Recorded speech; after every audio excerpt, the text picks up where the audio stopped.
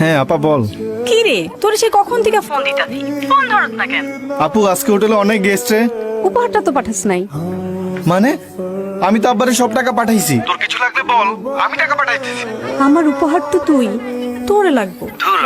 কি যে কস, আজকাল প্রত্যেকটা আর তোরে জ্বালাবো না। কি কস আপু, এবার আমি দেশে আইলই তোরে আর দুলাবেরে এক লগে জ্বালাম। কি রে দেখি তো, তুই কি কাঁদতেছস? আরে না আপা, এখানকার পেঁয়াজে অনেক ঝাঁজ তো, সব শেফের চোখ দিয়ে পানি চলে আসে। এই বড়াইছে চল। আপা তোরে আজকে অনেক সুন্দর লাগতেছে রে।